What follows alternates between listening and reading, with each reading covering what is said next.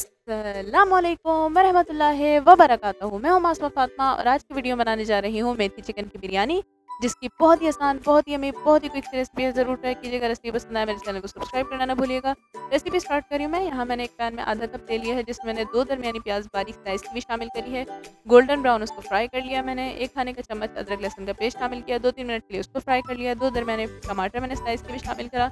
Mix करा। 1 चौथाई चाय का चम्मच हल्दी पाउडर, 1 चाय का चम्मच भर के लाल मिर्च पाउडर, 1 चाय का चम्मच भर के लाल कुटी मिर्च, 1.5 चाय का चम्मच या हस्बे ज़ायक़ा नमक शामिल किया।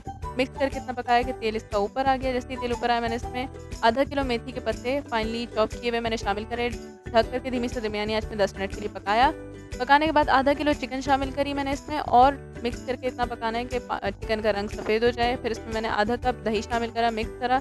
1 कप पानी शामिल करके मैंने इसको ढक करके धीमी से दरमियानी आँच में इतना पकाया कि चिकन पक जाए, पानी खुश्क हो जाए और तेल ऊपर आ जाए। उसके बाद मैंने इसमें 4 हरी मिर्चें लंबाई में काटी हुई थी दरमियान से, वो शामिल किए, मिक्स करा। 1 चौथाई चाय आधा चाय का चम्मच मैंने इसमें गरम मसाला पाउडर और 1 चौथाई कप पानी शामिल करके मैंने इसको मिक्स करके ढक करके 5 मिनट के लिए धीमी आँच में दम दे दिया था।